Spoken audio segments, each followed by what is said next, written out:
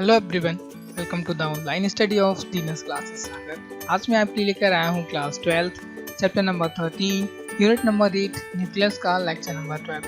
Friends, आगे बढ़ने से पहले हम एक छोटा सा क्विक रिकैप कर लेते हैं कि आखिर हमने अपनी लेक्चर नंबर 11 में क्या जाना। तो फ्रेंड्स, हमने अपने लेक्चर नंबर 11 में न्यूक्लियर फिजन या फिर जिसे हम हिंदी में कहते हैं कि नाभिकीय विखंडन क्या कहलाता है, इसके बारे में हमने काफ़ी अच्छी तरीके से चर्चा की थी। और हमने इसके साथ में जाना कि आखिर नाभिकीय विखंडन में जो नियंत्रित और अनियंत्रित श्रृंखलाएं विक्रियाएं होती हैं उनको भी हमने काफ़ी अच्छी तरीके से समझा था। और फ्रेंड्स, बोर्ड एग्जाम के मद्देनजर काफ़ी यहाँ से कुछ महत्वपूर्ण टॉपिक भी आते हैं और आज की क्लास में हम वो पढ़ने जा रहे हैं जिसकी बच्ची को तलाश रहती है। जी हाँ फ्रेंड्स, आज की क्लास में हम पढ़ेंगे कि आखिर नाभिकीय संलयन और नाभिकीय विखंडन में क्या अंतर होते हैं। देखिए भाई, बात की जाए तो नॉलेज की और अंकों की, तो भाई नॉलेज तो आपको पूरी लेनी है और साथ में आपको अपनी वार्षिक परीक्षा के अंक भी नहीं छोड़ने हैं। तो फ्रेंड्स, चूँकि नाभिकीय संलयन और विखंडन पिछले वर्ष नहीं आया था तो इस वर्ष उसके आने की काफ़ी ज़्यादा संभावनाएं हैं। तो फ्रेंड्स, आज की क्लास में हम सबसे पहले जानेंगे कि आखिर नाभिकीय संलयन कहलाता क्या है। इसके बाद हम जानेंगे कि आखिर नाभिकीय संलयन और नाभिकीय विखंडन में क्या मुख्य अंतर होते हैं। तो चलिए स्टूडेंट्स, अब क्लास को हम शुरू करते हैं और अपना पहला टॉपिक लेते हैं, वो है नाभिकीय संलयन या फिर जिसे हम इंग्लिश में कहते हैं न्यूक्लियर फ्यूजन। तो चलिए फ्रेंड्स, समझते हैं कि आखिर नाभिकीय संलयन कहलाता क्या है। तो फ्रेंड्स, जैसा कि आप इस वक्त स्क्रीन पर देख पा रहे हैं कि जब दो हल्के नाभिकों के संयुक्त होकर नया नाभिक बनाते हैं तो नए नाभिक का द्रव्यमान संयोग करने वाले नाभिकों के द्रव्यमान के योग से कम होता है। द्रव्यमान की यह क्षति आइंस्टाइन के समीकरण की इक्वल टू mc स्क्वायर के अनुसार ऊर्जा के रूप में परिवर्तित हो जाती है। अतः इस प्रक्रिया में अत्यधिक ऊर्जा विमुक्त होती है। इस प्रक्रिया को ही हम नाभिकीय संलयन कहते हैं। देखिए फ्रेंड्स, हमने यहाँ पर नाभिकीय संलयन का इंट्रो लिया है, जैसा कि इस वक्त आप स्क्रीन पर देख पा रहे हैं कि आखिर क्या होता है कि जब कोई दो हल्के परमाणु आपस में संयुक्त होकर, जो कि मैं यहाँ पे परमाणु कह रहा हूँ, आप यहाँ पर नाभिक भी कह सकते हैं, क्योंकि हम सभी जानते हैं भाई कि हम यहाँ पर नाभिकीय घटनाओं का, नाभिकीय अभिक्रियाओं का अध्ययन ही कर रहे हैं। तो निश्चित तौर पर हम यहाँ पर नाभिकों की ही बात कर रहे हैं। तो लिखा गया है कि जब दो हल्के परमाणुओं के नाभिक संयुक्त होकर एक भारी नया नाभिक बनाते हैं तो जो नए नाभिक का द्रव्यमान होता है वो आपके पुराने वाले नाभिकों के द्रव्यमान के योग से थोड़ा सा कम हो जाता है। मतलब आपके जो पहले दो हल्के परमाणुओं का द्रव्यमान जो संयुक्त रूप से द्रव्यमान था और जो एक संलयन के बाद जो नया नाभिक बना, तो उन दोनों के बीच द्रव्यमानों का एक अंतर हो जाता है। जो आपका दोनों नाभिक संलयन होकर एक नया नाभिक बना, जो भारी नाभिक बना, उस नाभिक के साथ क्या हो गया कि उसका द्रव्यमान उन दोनों नाभिकों के योग से थोड़ा सा कम हो गया। तो भैया यहाँ पे क्या आपका मास ऑफ कंजर्वेशन का लॉ फेल हो गया? नहीं सर, बिल्कुल नहीं। मास ऑफ कंजर्वेशन, एनर्जी, कुछ भी यहाँ पे चेंज नहीं होने वाला। देखिए, आइंस्टाइन ने तो समझा ही दिया था 1905 में। 1905 को मेरेकल ईयर भी कहा जाता है। तो आइंस्टाइन का जो समीकरण 1905 में आया था, उस वक्त उन्होंने बता दिया कि भाई यहाँ पर मास लॉस नहीं हो रहा है, मास का कंजर्वेशन जो लॉ है वो हमेशा अस्तित्व में बना रहेगा। तो उन्होंने कहा था कि जो आपका यहाँ पर मास थोड़ा सा रिफ्लेक्टेड हो गया है, थोड़ा सा अलग हो गया है, हट गया है, वो एनर्जी में ही कन्वर्ट हो गया है। तो देखिए, द्रव्यमान की यह क्षति आइंस्टाइन के समीकरण इक्वल टू mc स्क्वायर के अनुसार ऊर्जा के रूप में परिवर्तित हो जाती है। अतः इस प्रक्रिया में अत्यधिक ऊर्जा विमुक्त होती है। इस क्रिया को ही हम नाभिकीय संलयन कहते हैं। तो फ्रेंड्स, जैसा कि इस वक्त आप स्क्रीन पर एनिमेशन तो देख ही पा रहे हैं, तो चलिए हम अब अपनी क्लास को आगे बढ़ाते हैं। देखिए फ्रेंड्स, बोर्ड एग्जाम में अक्सर पूछ लिया जाता है कि नाभिकीय संलयन नाभिकीय विखंडन के पश्चात ही संभव हो पाता है। हाँ friends, as a board class 12 के स्टूडेंट के अनुसार आपको बिल्कुल भी कुछ भी छोड़ के नहीं जाना है। और जो मुख्य बात है कि वो आपको समझना भी है कि भाई जो आपका नाभिकीय संलयन होता है वो नाभिकीय विखंडन के बाद ही संभव हो पाता है। ऐसी क्या कुछ नाभिकीय संलयन में विशेषता है, जो कि हमने अपनी पिछली क्लास में नाभिकीय विखंडन को काफ़ी अच्छे तरीके से समझा है। यदि आपने हमारी पिछले लेक्चर नंबर 11 को नहीं देखा है तो इस क्लास के डिस्क्रिप्शन बॉक्स में आपको उस प्लेलिस्ट की लिंक मिल जाएगी, तो वहाँ से जाके आप देख सकते हैं। तो चलिए फ्रेंड्स, अब हम समझने की कोशिश कर रहे हैं कि जो आपकी पर्टिकुलर नाभिकीय संलयन की अभिक्रिया है वो आखिर नाभिकीय विखंडन के पश्चात ही क्यों संभव हो पाती है। तो चलिए फ्रेंड्स, आगे बढ़ते हैं। व्याख्या में लिखा गया है कि संलयन क्रिया में भाग लेने वाले नाभिक धनावेशित होते हैं। निश्चित तौर पर चाहे वो नाभिक संलयन क्रिया में भाग ले या अन्यथा ना ले, हर एक परमाणु का नाभिक धनावेशित ही होता है। आगे इन्होंने लिखा हुआ है कि जब दो नाभिक निकट आते हैं तो उनके मध्य प्रबल प्रतिकर्षण बल कार्य करने लगता है। तो निश्चित तौर पर हम सभी जानते हैं कि जब कोई दो सजातीय आवेश एक दूसरे के पास आते हैं तो वो एक दूसरे को प्रतिकर्षित करने का प्रयास करते हैं। तो इस पृथ्वीकर्षण बल के विरुद्ध संलयित होने के लिए नाभिकों की गतिज ऊर्जा बहुत अधिक होनी चाहिए। निश्चित तौर पर यदि आपको उन नाभिकों को संलयित करना है, क्योंकि हम यहाँ पर नाभिकीय संलयन की चर्चा कर रहे हैं। नाभिकीय संलयन में क्या होता है कि कोई दो हल्की नाभिक आपस में मिलकर एक भारी नाभिक बनाते हैं और उस भारी नाभिक का जो द्रव्यमान होता है उन दोनों हल्के नाभिकों के द्रव्यमान के योग से छोटा सा थोड़ा सा कम हो जाता है। तो ऐसा करने के लिए वो हमसे क्या कह रहे हैं कि इस पृथ्वीकर्षण बल के विरुद्ध की दोनों हल्के नाभिक धनावेशित हैं, उनकी बाइंडिंग एनर्जी काफ़ी ज़्यादा होगी। बाइंडिंग एनर्जी भी हमने काफ़ी अच्छी तरीके से डिस्कस किया है, यदि आपने नहीं देखा हो तो प्लेलिस्ट में जाके जरूर देख सकते हैं। तो देखिए उन नाभिकों की बाइंडिंग एनर्जी भी ज़्यादा होगी, तो यदि हम उन दोनों को एक दूसरे को पास लेके आते हैं तो वो एक दूसरे को काफ़ी शक्तिशाली तरीके से प्रतिकर्षित करेंगे। तो इन्होंने लिखा है कि इस प्रतिकर्षण बल के विरुद्ध संलयित होने के लिए नाभिकों की गतिज ऊर्जा बहुत अधिक होनी चाहिए। इसका मतलब है कि उन नाभिकों के पास काफ़ी ज़्यादा काइनेटिक एनर्जी होनी चाहिए कि वो एक दूसरे के पास आ सकें, क्योंकि एक दूसरे को वो अपने आप पास नहीं आ रहे हैं। उन हल्के नाभिकों को हम अपने यूज़ के अकॉर्डिंग उनको पास लेकर आ रहे हैं। उनको जब हम पास लेकर आएंगे तो काफ़ी ज़्यादा मात्रा में एनर्जी रिलीज होगी, उस एनर्जी को हम अपने उपयोग के अनुसार यूज कर सकते हैं। तो देखिए, तो वो कह रहे हैं कि नाभिकों की गतिज ऊर्जा बहुत अधिक होनी चाहिए। तो इसके लिए बहुत उच्च ताप लगभग 10 टू द पावर 8 केल्विन। देखिए फ्रेंड्स, आप कल्पना कीजिए कि 10 की घात 8 केल्विन, यदि आप इसे डिग्री सेल्सियस में भी चेंज करें तो काफ़ी ज़्यादा होगा, मतलब 10 टू द पावर 8 केल्विन। देखिए फ्रेंड्स, इतना ताप यदि हम बात करें तो सूर्य के पास ही होगा। यदि हम इतना ताप कैसे भी करके इस पृथ्वी पर उत्पन्न कर भी लें तभी हम नाभिकीय संलयन की क्रिया को संभव कर सकते हैं। तो उन्होंने लिखा है कि इसके लिए उच्च ताप लगभग 10 टू द पावर 8 केल्विन और अति उच्च ताप की आवश्यकता होती है। इतना अधिक ताप नाभिकीय विखंडन के द्वारा ही उत्पन्न किया जा सकता है। अतः पृथ्वी पर नाभिकीय संलयन नाभिकीय विखंडन के पश्चात ही संभव हो पाता है। देखिए फ्रेंड्स, अब मैं आपके लिए काफ़ी आसान से शब्दों में बताने वाला हूँ कि आखिर क्यों नाभिकीय संलयन नाभिकीय विखंडन के पश्चात ही संभव हो पाता है। देखिए, नाभिकीय संलयन में क्या होता है कि नाभिकीय संलयन की क्रिया को संभव होने के लिए हमें दो छोटे नाभिकों को एक दूसरे के पास लेके आना पड़ता है। हम सभी जानते हैं कि जब कोई भी दो सजातीय आवेश एक दूसरे को पास लेकर आते हैं हम उनके लिए, तो वो एक दूसरे को प्रतिकर्षित करने का काम करते हैं।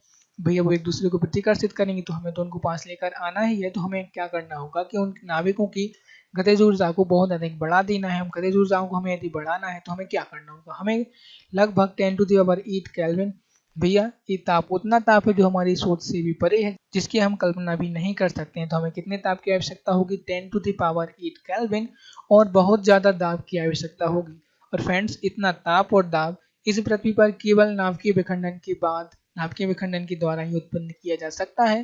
तो यहाँ पर इस बात को सिद्ध होती है, इस बात पर मोहर लगती है कि जब पृथ्वी पर नाभिकीय संलयन की क्रिया होगी तो उसके पहले हमें पृथ्वी पर ही नाभिकीय विखंडन की क्रिया करानी होगी, क्योंकि जब विखंडन होगा तभी उन दोनों नाभिकों का आपस में संलयन होगा। तो फ्रेंड्स, मैं आशा करता हूँ कि आप समझ गए होंगे कि आखिर क्यों संलयन कराने के लिए हमें सबसे पहले विखंडन कराना होता है। देखिए फ्रेंड्स, विखंडन कराने के लिए हमें कोई ज़्यादा एनर्जी नहीं चाहिए, हमें कोई ताप नहीं चाहिए। हम अपने सामान्य परिस्थितियों में किसी भी परमाणु का, किसी भी रेडियोएक्टिव मटेरियल का नाभिकीय विखंडन कर सकते हैं। तो फ्रेंड्स, मैं आशा करता हूँ कि आप इसे अच्छी तरीके से समझ गए होंगे। तो चलिए आगे बढ़ते हैं। तो भैया बस बचा क्या है जीवन में, उदाहरण बस समझना है हमें। किसका? हमें उदाहरण समझना है कि नाभिकीय संलयन का उदाहरण क्या है। तो देखिए फ्रेंड्स, जब दो प्रोटॉन मिलकर एक ड्यूटेरियम और एक पॉजिट्रॉन बनाते हैं तो इस प्रक्रिया में 0.42 मिलियन, जो कि काफ़ी ज़्यादा ऊर्जा है, 0.42 मिलियन इलेक्ट्रॉन वोल्ट ऊर्जा विमुक्त होती है। देखिए फ्रेंड्स, इन कणों से मैं आपका एक छोटा सा परिचय करा देता हूँ। देखिए, ड्यूटेरियम क्या होता है, हाइड्रोजन परमाणु का समस्थानिक होता है। इसका परमाणु क्रमांक 1 होता है, किंतु परमाणु द्रव्यमान 2 होता है। और भैया पॉजिट्रॉन की बात कर ली जाए तो पॉजिट्रॉन एक ऐसा कण है जिसका जो द्रव्यमान होता है इलेक्ट्रॉन के द्रव्यमान के बराबर होता है, जिसे हम e to the power plus से दर्शाते हैं। लेकिन इसका जो आवेश होता है वो प्रोटॉन पर आवेश के बराबर ही होता है। तो पॉजिट्रॉन के पास यही दो खास विशेषताएं होती हैं। तो फ्रेंड्स, हमारा उदाहरण था कि जब दो प्रोटॉन मिलकर एक ड्यूटेरियम और एक पॉजिट्रॉन बनाते हैं तो इस दौरान 0.42 मिलियन इलेक्ट्रॉन वोल्ट ऊर्जा विमुक्त होती है। यही आपका नाभिकीय संलयन का उदाहरण है। देखिए फ्रेंड्स, यहाँ पर रिएक्शन लिखे गए हैं, मैं आपको रिएक्शन भी समझा देता हूँ। देखिए वो क्या कह रहे हैं कि आपके लिए दो प्रोटॉन लिखे आने हैं। तो देखिए भैया, हम सभी जानते हैं हाइड्रोजन परमाणु के पास कितना होता है, प्रोटॉन एक होता है। तो आपने सब स्क्रिप्ट में वहाँ एक लिख दिया और परमाणु द्रव्यमान भी एक ही होता है। तो जो आपको यहाँ पर दिखाई दे रहा है H1 और ऊपर भी 1 ही लिखा गया है, तो इसे आप सामान्य तौर पर प्रोटॉन भी कह सकते हैं, क्योंकि हमने प्रोटॉन को कुछ इस तौर पर लिया था। देखिए फ्रेंड्स, यदि बात की जाए प्रोटॉन की न्यूट्रॉन की या फिर इलेक्ट्रॉन की, तो ये हमें किसी थोक दुकान से नहीं मिलती कि भैया 1 किलो न्यूट्रॉन ले लो, 1 किलो प्रोटॉन ले लो, ऐसा कुछ नहीं होता है। हमें इनकी व्यवस्था करनी पड़ती है। इंडियन स्टाइल में कहते हैं जुगाड़ करनी होती है। तो ठीक वैसे ही हमने यहाँ पर जुगाड़ कर ली कि भैया हाइड्रोजन परमाणु ले लिया, हाइड्रोजन परमाणु का परमाणु क्रमांक 1 होगा, साथ में उसका परमाणु द्रव्यमान 1 होगा। तो यहाँ पर हमने दो प्रोटोनों को एक साथ जब क्रिया कराई, जब दो प्रोटोनों के नाभिक आपस में एक साथ क्रिया किए, तो क्या हुआ कि एक आपका ड्यूटेरियम बना। हाँ फ्रेंड्स, ड्यूटेरियम हाइड्रोजन परमाणु का एक समस्थानिक है जिसका परमाणु क्रमांक 1, किंतु परमाणु द्रव्यमान 2 होता है, और उसके साथ आपका एक पॉजिट्रॉन भी बना।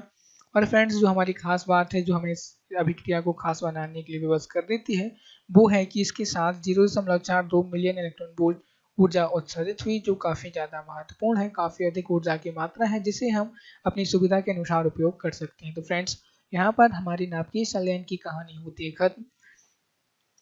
तो फ्रेंड्स, अब हम वो पढ़ने जा रहे हैं जिसकी बच्चे बच्ची को तलाश होती है भैया, वो है नाभिकीय विखंडन और नाभिकीय संलयन में क्या अंतर होते हैं। फ्रेंड्स, आपकी सर भी बोर्ड एग्जाम में जब पढ़ के गए थे चैप्टर नंबर 30 न्यूक्लियस का, तो उन्होंने नाभिकीय विखंडन व नाभिकीय संलयन में जो अंतर है उसे जरूर पढ़ के गए थे। हाँ सर, मैं इनके अलावा भी कई सारे क्वेश्चंस को पढ़ के गया था, डेरिवेशंस आए थे वैसे उस साल। तो देखिए फ्रेंड्स, नाभिकीय विखंडन और नाभिकीय संलयन काफी महत्वपूर्ण है। तो चलिए समझ लेते हैं कि आखिर क्या इनके बीच अंतर है।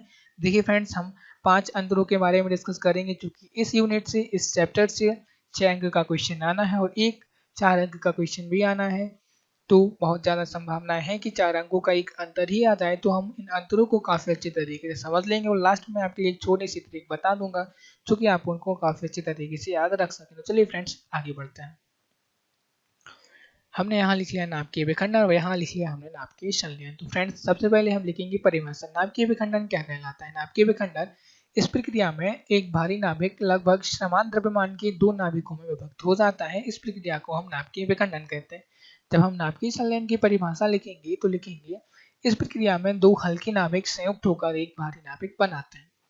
हम यहाँ पर दूसरा पॉइंट लिखेंगे कि आपकी जो नाभिकीय विखंडन प्रक्रिया है सामान्य ताप पर संभव है, किंतु नाभिकीय संलयन है यह अत्यधिक ताप पर ही संभव है। इसे आप ऐसा भी लिख सकते हैं कि जो आपकी नाभिकीय विखंडन है, नाभिकीय विखंडन की प्रक्रिया सामान्य ताप एवं दाब पर संभव है, लेकिन हमें नाभिकीय संलयन को संपन्न कराने के लिए अत्यधिक ताप एवं दाब की आवश्यकता होगी। अभी हमने थोड़ी देर पहले इसकी काफी अच्छी तरीके से व्याख्या की है। तो फ्रेंड्स, तीसरा पॉइंट है कि विखंडन योग्य पदार्थ सीमित मात्रा में उपलब्ध होते हैं। मतलब वो पदार्थ ऐसी कम मात्रा में उपलब्ध हैं जिनका नाभिकीय विखंडन हो सकता है। मतलब ऐसे पदार्थ काफी रेयर होते हैं, काफी कम मात्रा में हमारे लिए मिलते हैं। लेकिन भैया, नाभिकीय संलयन की बात कर ली जाए तो संलयन योग्य पदार्थ अधिक मात्रा में उपलब्ध रहते हैं। देखिए भैया, तीसरे पॉइंट में एक कहावत से चरितार्थ हो रही है कि यदि आपके पास साधन है तो आप उनका यूज नहीं कर पा रहे, और कोई यूज करने में सक्षम है तो उनके पास साधन ही नहीं है। देखिए, नाभिकीय विखंडन सामान्य ताप पर संभव है, पृथ्वी पर हम नाभिकीय विखंडन कर सकते हैं, लेकिन जिन पदार्थों का हम विखंडन कर सकते हैं वो काफी रेयर मात्रा में उपलब्ध हैं। लेकिन यदि हम बात की जाए नाभिकीय संलयन की, तो आपकी जो नाभिकीय संलयन वाली पदार्थ हैं वो काफी ज्यादा मात्रा में उपलब्ध हैं। लेकिन यदि हमें नाभिकीय संलयन की क्रिया को संपन्न कराना है तो भैया वो परिस्थितियां भी तो चाहिए जिससे हम नाभिकीय संलयन करा सकें। तो चलिए, मैं आशा करता हूँ कि आप इसे काफी अच्छी तरीके से समझ गए होंगे। चलिए देखिए फ्रेंड्स, यदि चौथे पॉइंट की बात कर ली जाए तो चौथा पॉइंट हमसे कह रहा है कि भैया विखंडन योग्य पदार्थ रेडियोएक्टिव होता है, और नाभिकीय संलयन में ही पॉइंट लिखा गया है कि संलयन योग्य पदार्थ रेडियोएक्टिव नहीं होता है। देखिए फ्रेंड्स, चौथा पॉइंट केवल आपकी आईक्यू लेवल को ही दर्शाता है। मैं बताता हूँ कि आपके आईक्यू लेवल को ये पॉइंट कैसे दर्शा रहा है। देखिए, नाभिकीय विखंडन में क्या होता है कि एक भारी नाभिक दो हल्के नाभिकों में टूटता है। भैया, हम तो यही सोच रहे हैं, यही चाह रहे हैं कि हमने जो मटेरियल लिया है, हमने जो रेडियोएक्टिव पदार्थ लिया है वो टूटे। जब वो दो हल्की नाभिकों में टूटेगा तभी तो वो हमारे लिए एनर्जी प्रोवाइड कराएगा, उस एनर्जी को हम अपनी सुविधा के अनुसार यूज कर लेंगे। लेकिन यदि हम नाभिकीय संलयन में बात करें तो नाभिकीय संलयन में जो पदार्थ आपस में हम जोड़ेंगे, जिन नाभिकों को आपस में हम क्रिया करके जोड़ेंगे, तो यदि भैया वो पहले से रेडियोएक्टिव निकली तो वो पहले से ही टूट जाएंगे। यदि हम उनको जोड़ने की सोचें तो वो जोड़ने से पहले ही टूट जाएंगे, हमारी अभिक्रिया ही संपन्न नहीं हो पाएगी। तो इस कारण से जो आपकी नाभिकीय विखंडन में अभिक्रिया में जो प्रयुक्त पदार्थ होते हैं वो रेडियोएक्टिव होते हैं, मतलब आसानी से उनके नाभिक विखंडित हो जाते हैं। लेकिन नाभिकीय संलयन में जो पदार्थ संलयित होते हैं वो आपस में रेडियोएक्टिव नहीं, या फिर किसी भी प्रकार से वो रेडियोएक्टिव नहीं होते हैं, क्योंकि यदि रेडियोएक्टिव होंगे वो तो हम नाभिकीय संलयन की क्रिया ही संपन्न नहीं करा पाएंगे। तो फ्रेंड्स, हमारा अंतिम पॉइंट है कि ये नाभिकीय संलयन की तुलना में कम घातक है। मतलब आपकी जो नाभिकीय विखंडन की प्रक्रिया है वो थोड़ी सी कम डेंजरस है। डेंजरस तो दोनों है, दोनों काफी खतरनाक है, दोनों से पूरी पृथ्वी को नष्ट भी किया जा सकता है। लेकिन नाभिकीय विखंडन नाभिकीय संलयन की तुलना में थोड़ा सा कम खतरनाक है। और पांचवा पॉइंट नाभिकीय संलयन में होगा कि ये नाभिकीय विखंडन की तुलना में अधिक घातक होता है। देखिए फ्रेंड्स, घातक तो दोनों ही होते हैं, नाभिकीय विखंडन की बात की जाए या फिर संलयन की बात की जाए, बस निर्भर करता है कि हम उनका उपयोग कैसे कर रहे हैं, अच्छे क्षेत्र में कर रहे हैं या फिर युद्ध वगैरह के क्षेत्र में कर रहे हैं। वैसे दोनों खतरनाक हैं, लेकिन यदि थोड़ी सी दोनों की तुलना की जाए तो नाभिकीय विखंडन कम खतरनाक है और नाभिकीय संलयन अधिक खतरनाक है। इसे आप ऐसे भी याद रख सकते हैं, आप ऐसे याद रख सकते हैं कि मान लीजिए किसी के पास एटीट्यूड है, तो ये एटीट्यूड तो उसके पास कहीं से ना कहीं से आया ही होगा। हर एक एटीट्यूड का मतलब घमंड नहीं होता है। तो भाई नाभिकीय संलयन के पास क्या एटीट्यूड है कि वो उसके लिए अत्यधिक दाब चाहिए, उसके लिए अत्यधिक दाब चाहिए, तो उसके पास मतलब कोई ना कोई प्रकार से एक एटीट्यूड है। जिसके पास एटीट्यूड होता है वो थोड़ा सा अपने लाइफ में, हाँ मैं बात कर रहा हूँ थोड़े से अच्छे से एटीट्यूड की। एटीट्यूड कई प्रकार के होते हैं, लेकिन उसके लिए अपने लाइफ के प्रति जो एटीट्यूड होते हैं, यदि वो एटीट्यूड उसके पास अच्छे हैं तो वो अपनी लाइफ में अन्य लोगों की तुलना में थोड़ा सा ज़्यादा सक्सेस हो जाता है। तो ऐसे भी आप नाभिकीय संलयन को याद रख सकते हैं कि नाभिकीय संलयन काफ़ी ज़्यादा घातक होता है। तो फ्रेंड्स, यहाँ पर हमारी आज की क्लास होती है कंप्लीट। चलिए मैं आपके लिए एक बार फिर से इनको याद करने के लिए एक छोटी सी ट्रिक बता देता हूँ। देखिए पहले पॉइंट में आपको क्या लिखना है, डेफिनेशन लिखना है, तो यहाँ आप पहले पॉइंट में डी बना लीजिए। दूसरे पॉइंट में हमें क्या करना है, ताप को दर्शाना है, मतलब ताप की निर्भरता क्या होगी क्या नहीं होगी, तो दूसरे पॉइंट के लिए हमने टी लिख दिया। तीसरे पॉइंट की बात करें तो यहाँ पर वो हमें एबिलिटी की बात कर रहे हैं कि भैया उपलब्धता की बात हो रही है कि किस पदार्थ के लिए या फिर किस नाभिकीय संलयन या फिर विखंडन के लिए जो हमें पदार्थ आवश्यक पदार्थों की आवश्यकता होगी वो उनकी उपलब्धता क्या होगी। तो उपलब्धता को एबिलिटी मतलब उपलब्धता को हमने कैपिटल ए से दर्शा दिया। बोलते नहीं चीज़ अवेलेबल है अवेलेबल नहीं है, तो उसे हमने ए से दर्शा दिया। अब बोल रहे हैं चौथे पॉइंट में कि रेडियो एक्टिव होता है कि नहीं होता है। आप समझ ही गए हो कि विखंडन में होना चाहिए और संलयन में नहीं होना चाहिए। रेडियो एक्टिव को हमने चौथे पॉइंट में आर लिख लिया। लास्ट में चूंकि 4 पॉइंट तो हो ही चुके हैं, पांचवें पॉइंट को भी शामिल कर लीजिए कि डेंजरस को हमने एक बार फिर से डी दर्शा दिया। तो फ्रेंड्स क्या बन रहा है, DTARD। तो फ्रेंड्स यदि हम इन पांचों जो हमने कैपिटल लेटर्स लिए हैं इनको एक अच्छी से सीक्वेंस में जमा दिया जाए तो क्या बनता है, DDTAR मतलब DD तार। देखिए नाभिकीय संलयन और नाभिकीय विखंडन में आपको अंदर समझने के लिए एक छोटे से तार के पास जाना चाहिए। उस तार का नाम है DD तार। देखिए DD तार का जो पहला डी है वो आपको डिफाइन कर देना है नाभिकीय विखंडन और संलयन में क्या अंतर होते हैं। जो उसका दूसरा डी है उस डी में आपको बता देना है कि कौन सा डेंजरस है। जो टी है, टी बताएगा कि भैया नाभिकीय विखंडन के लिए किस ताप की आवश्यकता होती है और संलयन के लिए किस ताप की आवश्यकता होती है। आपका जो कैपिटल ए होता है वो एबिलिटी को बताता है, मतलब योग्यता या फिर उपलब्धता को दर्शाता है। और यहाँ पर आर रेडियोएक्टिव पदार्थ या फिर रेडियोएक्टिव मटेरियल को दर्शाता है, जो आपकी भैया नाभिकीय विखंडन के लिए हमें रेडियोएक्टिव मटेरियल चाहिए होंगे और संलयन के लिए नहीं चाहिए होंगे। फ्रेंड मैं आशा करता हूँ कि आप इस शॉर्ट ट्रिक को काफ़ी अच्छी तरीके से समझ गए होंगे। बस DD तार आपको याद रखना है। जैसे GI तार होता है, कई प्रकार के तार होते हैं जो कंस्ट्रक्शन के काम में आते हैं, ठीक वैसे ही हमें यहाँ पर अंतर को याद रखने के लिए एक छोटा सा तार का नाम याद रखना है। इसका नाम है DD तार। पहला डी डेफिनेशन, दूसरी डी यहाँ पर कितना कौन डेंजरस है, टी यहाँ पर टेम्परेचर को दर्शाएगा, ई यहाँ पर एबिलिटी या फिर उपलब्धता को दर्शाएगा और आर रेडियोएक्टिव पदार्थ को ही दर्शाएगा। तो फ्रेंड्स यहाँ से आपके 4 अंक पक्के कंप्लीट हो जाते हैं। तो आज के लिए बस इतना ही। पढ़ाई करते रहें। All the very best.